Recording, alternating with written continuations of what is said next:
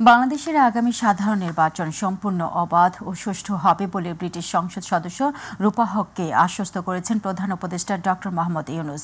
শনিবার রাষ্ট্রীয় অতিথি ভবন যমুনায় প্রধান উপদেষ্টা ডক্টর মোহাম্মদ ইউনূসের সঙ্গে সাক্ষাৎ করেন ব্রিটিশ এমপি রূপা হক। প্রধান উপদেষ্টার বাসভবন যমুনায় তার সঙ্গে সাক্ষাৎ করেন রূপা হক। সাক্ষাৎকালে ডক্টর ইউনূস রূপা হককে বলেন, গত 3টি নির্বাচনে মানুষ ভোট দিতে পারেনি। একটি ভুয়া সংসদ, ভুয়া এমপি এবং একজন ভুয়া স্পিকার ছিল বাংলাদেশে। ব্রিটিশ সংসদ সদস্য রূপা হক আগামী সাধারণ নির্বাচনের তারিখ, বাংলাদেশের অন্তর্বর্তী সরকারের গৃহীত সংস্কার উদ্যোগ এবং রাজনৈতিক দলগুলোর অংশগ্রহণের প্রক্রিয়া সম্পর্কে খোঁজ খবর নেন। ডক্টর ইউনূস তাকে জানান, আগামী নির্বাচনের জন্য দুটি সম্ভাব্য সময় এই বছরই অথবা আগামী বছরের মাঝামাঝি নির্বাচন করতে চান তারা। তবে নির্বাচনের তারিখ নির্ভর করবে জনগণ কতটা সংস্কার চায় তার উপরও বলে জানান প্রধান উপদেষ্টা। জুলাই বিপ্লবের ঘোষণাপত্রের দাবিতে দেশব্যাপী যৌথ কর্মসূচি ঘোষণা করেছে বৈষম্য বিরোধী ছাত্র আন্দোলন ও জাতীয় নাগরিক কমিটি।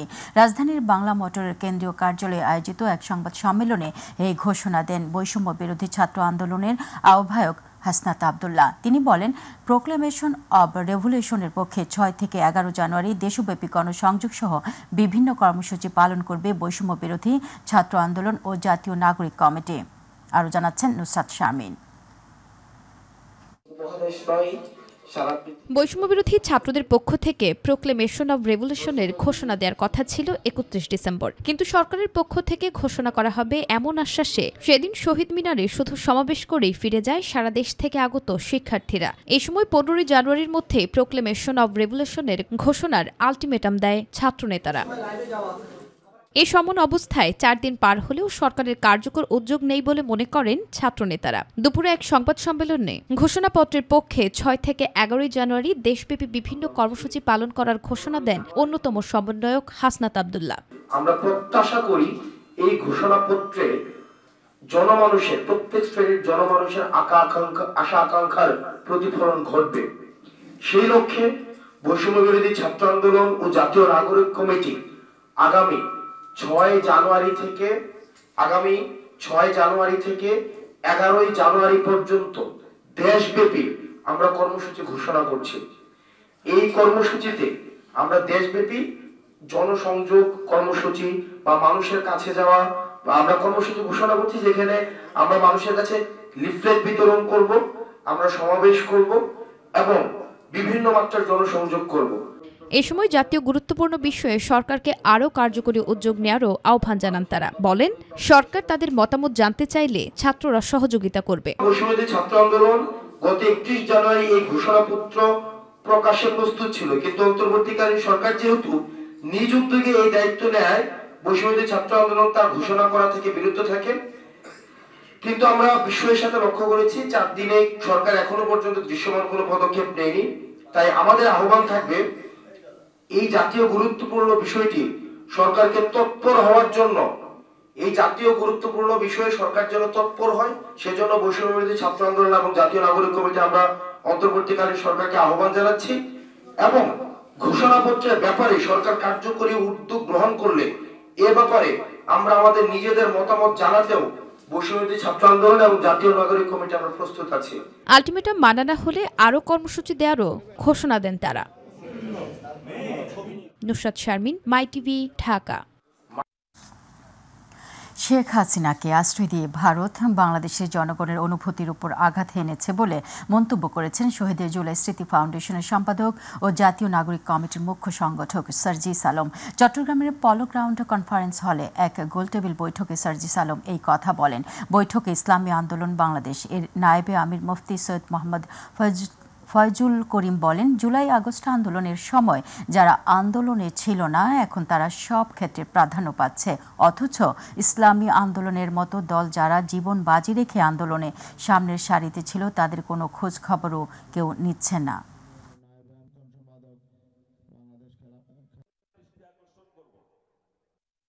যখন আমার রাষ্ট্রকে নিয়ে ষড়যন্ত্রের প্রশ্ন আসবে, তখন যেন আমরা দল, মত, ধর্ম, বর্ণ সবকিছু নির্বিশেষে ঐক্যবদ্ধ থাকি, এই আহ্বানটি আমাদের জায়গা থেকে থাকবে। সেখান থেকে প্রলয় সৃষ্টি হয়।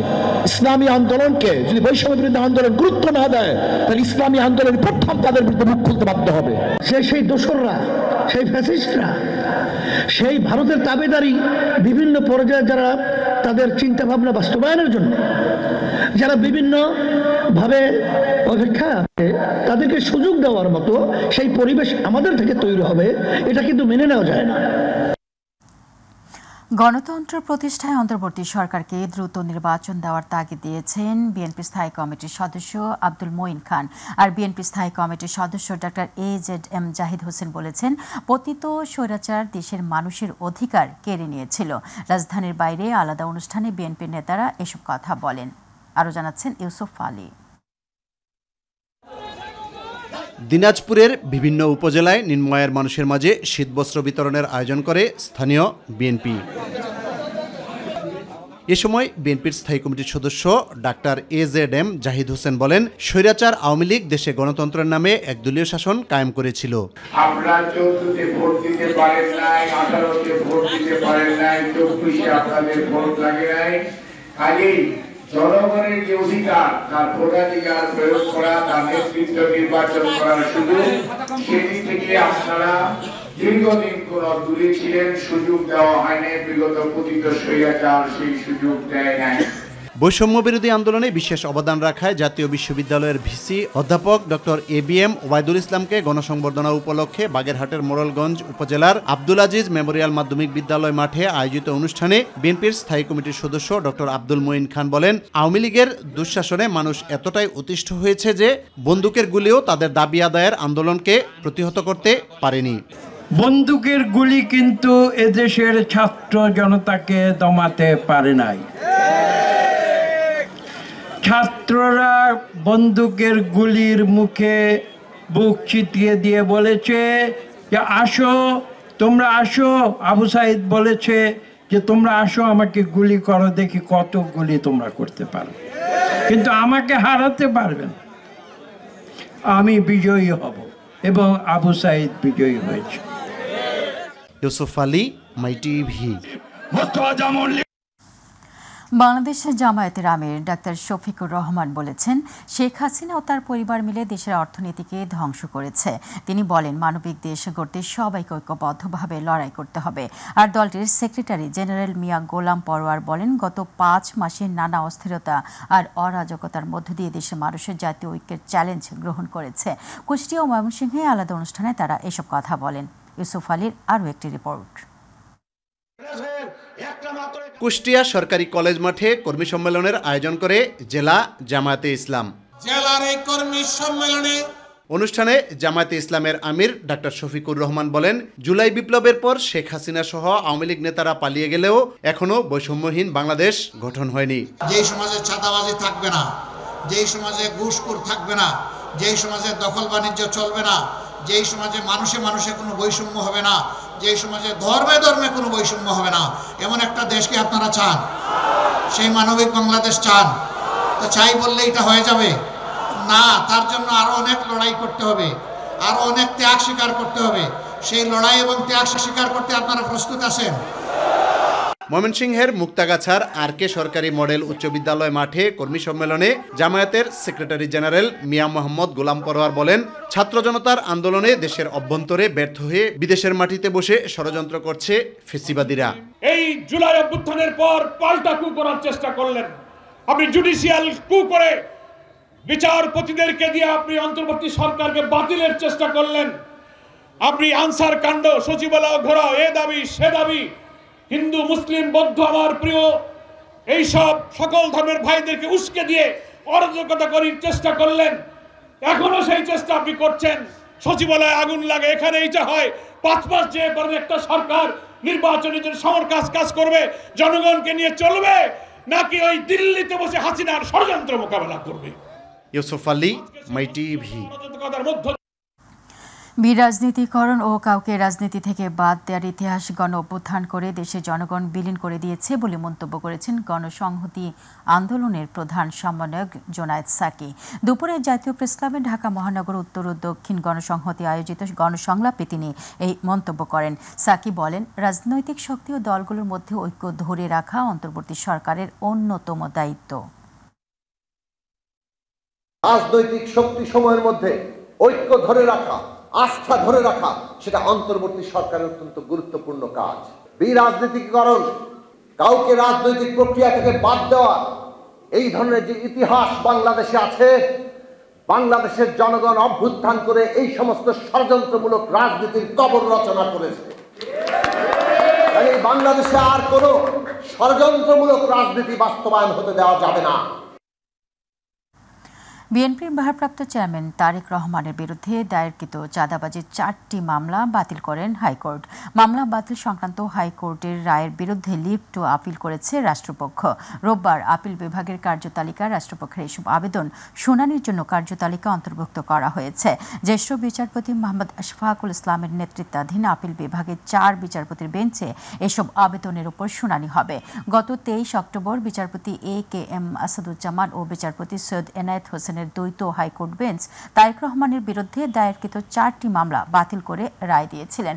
এই রায়ের বিরুদ্ধে লিভ টু আপিল করে রাষ্ট্রপক্ষ।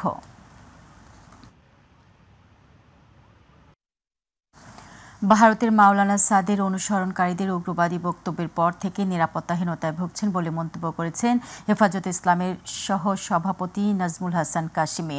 টঙ্গী ইজতেমা ময়দানে অতর্কিত হামলা ও নৃশংস হত্যাকাণ্ডের সাথে জড়িতদের দ্রুত গ্রেফতার এবং বিচারের দাবিতে আয়োজিত সংবাদ সম্মেলনে এসব কথা বলেন তিনি। এ সময় তিনি আরও বলেন, ফ্যাসিবাদী ও পেতাত্তারা এখনও বিশৃঙ্খলা সৃষ্টি করছে। সংবাদ সম্মেলনে মাওলানা মামুনুল হক বলেন, আর যাদের হাতে রক্তের দাগ লেগে আছে তাদের ইজতেমায় অংশগ্রহণের সুযোগ নেই। আরও জানাচ্ছেন আবু সাইদ অপু। 24 সালের 17 ডিসেম্বর মধ্যরাতে ইজতেমায় সাতপন্থী কর্তৃক টঙ্গী ময়দানে অতর্কিত হামলা, নৃশংস হত্যাকাণ্ডের সাথে জড়িতদের দ্রুত গ্রেপ্তারের দাবিসহ তাবলিগের চলমান দাওয়াত ইস্যু নিয়ে রাজধানীর কাকরাইল মসজিদ প্রাঙ্গণে সংবাদ সম্মেলনের আয়োজন করেন ওলামা মাশায়েখ বাংলাদেশ এবং তাবলিগের সাথীরা। আয়োজিত এই সংবাদ সম্মেলনে হেফাজতে ইসলামের সহসভাপতি মাওলানা নাজমুল হাসান কাশেমি বলেন, 2018 সালের ডিসেম্বরে টঙ্গী ইজতেমার হতাহতের ঘটনার সুষ্ঠু বিচার হলে গত 17 ডিসেম্বর আবারও হামলার ঘটনার পুনরাবৃত্তি হতো না। যদি 2018 সালে তাদের এই জঘন্যতম হত্যা ও হামলাকাণ্ডের বিচার হতো, তাহলে আর 2024-এর ডিসেম্বরে এই ন্যাক্কারজনক হত্যাকাণ্ডের ঘটনা ঘটত না।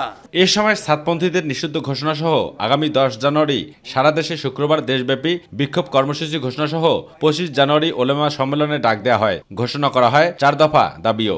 নাম্বার 1, 2018 ও 2024 সালে টঙ্গীর ইজতেমার ময়দানে এই নৃশংস হত্যাকাণ্ড সহ নানা সন্ত্রাসী কার্যকলাপের দায়ে সাতপন্থীদের সকল কার্যক্রম নিষিদ্ধ ঘোষণা করা হোক। নাম্বার 2, 17 ডিসেম্বর 2024 যে নৃশংস হত্যাকাণ্ডে জড়িতদের দ্রুত গ্রেফতার ও দায়েরকৃত মামলার যথাযথ নিরপেক্ষ তদন্ত সাপেক্ষে অনতিবিলম্বে বিচার করার জোর দাবি জানাচ্ছি। নাম্বার 3, এই দাবি আদায়ের লক্ষ্যে আগামী 10 জানুয়ারি শুক্রবার দেশব্যাপী বিক্ষোভ কর্মসূচি ঘোষণা করা হলো। নাম্বার 4, 25 জানুয়ারি 2024 শনিবার দেশের সকল পর্যায়ের প্রতিনিধিত্বশীল আলেমদের নিয়ে ওলামা সম্মেলন করার ঘোষণা করা হলো। পরে কথা বলেন খেলাফত মজলিসের মহাসচিব মাওলানা মোহাম্মদ মমিনুল হক। তিনি বলেন, আলোচনার সব পথ বন্ধ। ইজতেমা ময়দানে যাদের হাতে রক্তের দাগ লেগে আছে তাদের বিচার না হওয়া পর্যন্ত আলেম ওলামারা আন্দোলন চালিয়ে যাবে বলেও হুঁশিয়ারি দেন তিনি। তারা আলেমদের থেকে, নেতৃত্ব থেকে বিচ্ছিন্ন হয়ে তারা ভারতের একজন লোকের বিতর্কিত সিদ্ধান্তের অনুসরণ করেছেন বলেই এই বিভক্তিটা তৈরি হয়েছে। সাতপন্থীদের যে সামষ্টিক, যে সাংগঠনিক যে কার্যকলাপ, তারা সম্মিলিত যে কার্যকলাপ পরিচালনা করছে, যাদের আয়োজনে হামলা হত্যাকাণ্ড সংঘটিত হয়েছে, সেটাকে নিষিদ্ধ করার দাবি জানাচ্ছি। আবু সাইদ অপু, মাই টিভি, ঢাকা। অসংখ্য ভক্ত, শুভানুধ্যায়ী, সহকর্মী ও স্বজনদের অশ্রুসিক্ত ভালোবাসায় চিরনিদ্রায় বিদায় নিলেন দেশের চলচ্চিত্রের কিংবদন্তি নায়িকা অঞ্জনা রহমান। দীর্ঘ এক সপ্তাহ মৃত্যুর সঙ্গে মরণপণ লড়াই করে শুক্রবার রাতে বিএসএমএমইউ হাসপাতালে তিনি শেষ নিঃশ্বাস ত্যাগ করেন। শনিবার শিল্পীর প্রতি শেষ শ্রদ্ধা জানাতে তাকে নিয়ে আসা হয় বিএফডিসিতে। প্রিয় অভিনেত্রীকে এক নজর দেখতে সেখানে ছুটে আসেন তার নিকটাত্মীয়, বন্ধু-বান্ধব, সহকর্মীরা। জাহিদ আহমেদ বাবুর রিপোর্টে বিস্তারিত। ক্যামেরায় ছিলেন রফিকুল ইসলাম। কিংবদন্তি নায়িকা অঞ্জনার চলচ্চিত্রের অভিষেক ঘটে বাবুল চৌধুরী পরিচালিত সেতু চলচ্চিত্রে। এরপর পরই দস্যু বনহুর সিনেমায় অভিনয় করে তার ক্যারিয়ার নিয়ে তাকে ভাবতে হয়নি কখনো। চলচ্চিত্রের নৃত্যশিল্পী থেকে একাধিক বিদেশি সিনেমায় নায়িকা অঞ্জনা একে একে অভিনয় করেছেন মাটির ময়না, অশিক্ষিত, চোখের মণি, সংসার, জিঞ্জির, অংশীদার, অভিযানের মতো অসংখ্য বাণিজ্যিক সফল সিনেমায়। দীর্ঘ অভিনয় ও নৃত্যশিল্পী জীবনে স্বীকৃতি হিসাবে অর্জন করেন জাতীয় চলচ্চিত্র ও আন্তর্জাতিক পুরস্কার সহ একাধিক জাতীয় স্বর্ণপদক পুরস্কারও।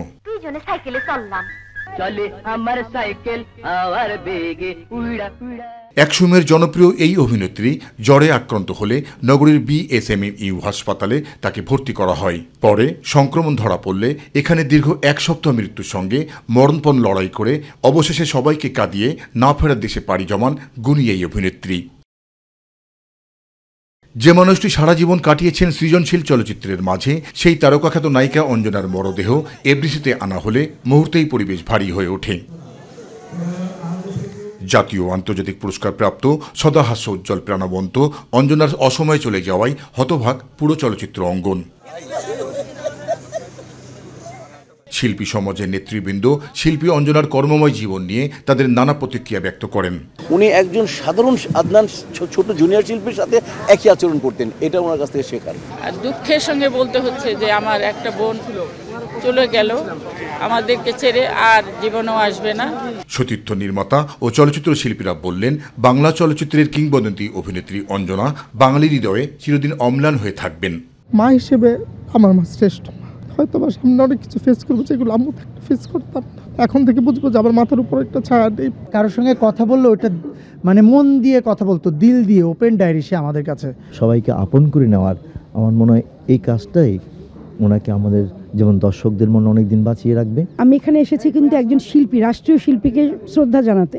ফিল্মে এটা প্রমাণিত যে কোনো অসুবিধায় পরে অঞ্জনা আপার কাছে গেলে ফিরিয়ে দেননি। আর্টিস্ট না, কাস্টিং না, কিন্তু তাকে মহরতের দাওয়াত দিলে সবার আগে এসে উপস্থিত থাকতেন। এফডিসিতে নামাজে জানাজা শেষে বরেণ্য অভিনেত্রী অঞ্জনাকে নিয়ে যাওয়া হয় রাজধানীর বনানী কবরস্থানে।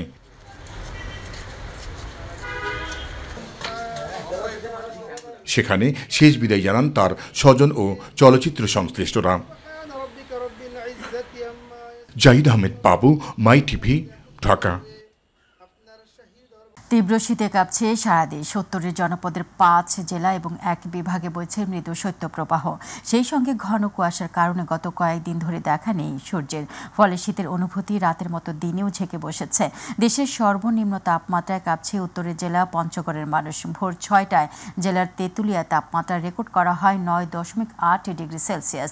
সকাল ৯টায় তাপমাত্রা রেকর্ড হয়েছে ৯.৪ ডিগ্রি সেলসিয়াস, যা দেশের সর্বনিম্ন তাপমাত্রা বলে জানিয়েছে আবহাওয়া দপ্তর। আজ ও আগামীকাল ঢাকায় দিনে ও রাতে ঠান্ডার অনুভূতি কিছুটা কমার সম্ভাবনা রয়েছে।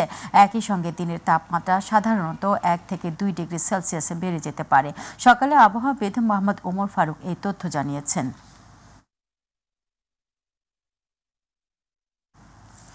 ঘন কুয়াশা আর প্রবল শীতে বিপর্যস্ত হয়ে পড়েছে কুড়িগ্রামের নাগেশ্বরীর জনজীবন।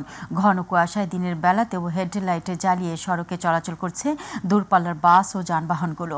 বাড়ছে দুর্ঘটনার সংখ্যা। শীতের প্রকোপে বেশি বিপাকে রয়েছেন শ্রমজীবী মানুষ। হাসপাতালগুলোতে বাড়ছে ঠান্ডাজনিত রোগীর সংখ্যা। প্রতিনিধি লতিফুর রহমান লিঙ্কনের রিপোর্টে জানাচ্ছেন শামস তাবরিজ উচ্ছ্বাস। গেল কয়েকদিন থেকেই প্রবল শীতের কবলে উত্তরের জেলা কুড়িগ্রামের নাগেশ্বরী উপজেলা। শীতে কাইল হয়ে পড়েছে জনজীবন। কেউ কেউ খড়কুটো জ্বালিয়ে চেষ্টা করছেন শীত নিবারণের। ফুটপাতে গরম কাপড়ের দোকানগুলোতে বেড়েছে নিম্ন আয়ের মানুষের ভিড়। হিম কুয়াশায় বেশি বিপাকে পড়েছেন শ্রমজীবী মানুষ। এছাড়াও ঘন কুয়াশায় যানবাহনগুলো সড়কে হেডলাইট জ্বালিয়ে চলাচল করছে। কুয়াশা, গাড়ি চালা যায় না, অনেক কষ্টে আছি বাচ্চা নিয়ে। বাচ্চা কাচ্চার ঠান্ডা নিবারণ করা সম্ভব হচ্ছে না। 2 দিন থেকে একটু বেশি কুয়াশা পড়েছে, যার কারণে আমরা শীত বস্ত্র মেলায় কেনাকাটা করতে আসছি। এখানে কম দামে একটু পাওয়া যায়, বেসিক্যালি আগের থেকে একটু অনেকটা ভালো। আজকে সূর্য তাপমাত্রা পড়ার পর এখন বেসিক্যালি আমার সুন্দরভাবে বেসিক্যালি করতে হচ্ছে। এদিকে শীতের প্রকোপে হাসপাতালগুলোতে বেড়েছে ডায়রিয়া সহ ঠান্ডাজনিত সর্দি, কাশি, নিউমোনিয়া, শ্বাসকষ্ট সহ বিভিন্ন রোগীর সংখ্যা। জ্বর, সর্দি, কাশ এই জিনিসে ভর্তি আছি হাসপাতালে। বেড়াঘোড়া করতে পারি না, খুবই সমস্যা হয় আমার। কাশ, জ্বর, তার জন্য চেষ্টা নেবেন। পর্যাপ্ত সিট না থাকায় অনেক রোগী অবস্থান নিয়েছেন হাসপাতালের বারান্দায়। এসব রোগীকে চিকিৎসা দিতে হিমশিম খাচ্ছেন চিকিৎসকরা। হাসপাতালে তিল ধরানোর জায়গা নেই, বিশেষ করে আমাদের উপরে যেগুলো রোগী ভর্তি আছে সেখানেও আমরা জায়গা সংকুলন করতে পারছি না এবং আমাদের বহির্বিভাগেও যথেষ্ট পরিমাণ ভিড় বেড়ে গেছে। উপজেলা প্রশাসন বলছে সরকারের পক্ষ থেকে যেসব কম্বল ও টাকা পেয়েছেন সেইগুলো শীতার্তদের মাঝে বিতরণ কার্যক্রম অব্যাহত রেখেছেন তারা। যেহেতু শীত আমাদের একটু সময় নেওয়া হয় এখানে, সেহেতু সরকারের পক্ষ থেকে আমরা পরবর্তীতে আরও কম্বল পাবো এবং টাকা পাবো বলে আমরা আশা করছি এবং সেটা পাওয়া মাত্র আমরা দ্রুত সময়ের মধ্যে বিতরণ সম্পন্ন করব। শামস তাবরিজ উচ্ছ্বাস, মাই টিভি নিউজ ডেস্ক।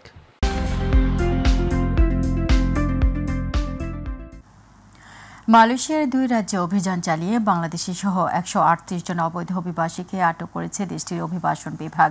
শুক্রবার সেলাঙ্গোর রাজ্যের আমপাংয়ের একটি শপিং সেন্টারে সমন্বিত অপকোটি অভিযানে 92 জন অবৈধ অভিবাসীকে আটক করা হয়। একই দিনে জোহর রাজ্য থেকে আরও 46 জন অভিবাসী আটক হন। শনিবার সেলাঙ্গোরের JIM এর পরিচালক খায়রুল আমিনুস কামারউদ্দিন এক বিবৃতিতে জানান, আটকদের মধ্যে ইন্দোনেশিয়ার 31, বাংলাদেশের 16, আফগানিস্তানের 10, পাকিস্তানের 8, নেপালের 4, থাইল্যান্ডের 4, মায়ানমারের 3, অস্ট্রেলিয়ার 3, ভারতের 3, ফিলিপাইনের 2, সেই সঙ্গে ইউরোপীয় এবং আফ্রিকান দেশগুলোর 8 জন অভিবাসী রয়েছেন।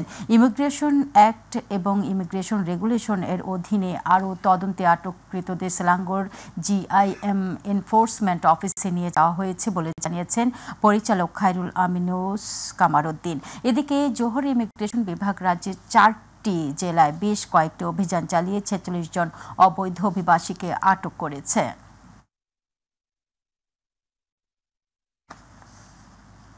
পবিত্র উমরা পালনকারীরা মক্কার গ্র্যান্ড মসজিদে হারামের পাশে বিনামূল্যে লাগেজ সংরক্ষণ করতে পারবেন। এখন থেকে মসজিদে হারামের পূর্ব দিকে হযরত মুহাম্মদ সাল্লাল্লাহু আলাইহি ওয়াসাল্লামের জন্মস্থান, বাড়ি বা মক্কা লাইব্রেরির কাছে এবং পশ্চিম দিকে 64 নম্বর গেটের কাছে বিনামূল্যে লাগেজ সংরক্ষণ করা যাবে। এছাড়াও আরেক পাশে একটি অনুসন্ধান কেন্দ্র খোলা হয়েছে।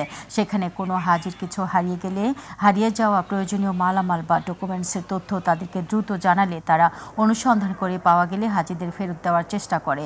এছাড়াও কেউ কিছু কুড়িয়ে পেলে সেখানে জমা দেওয়ার জন্য বলা হয়েছে।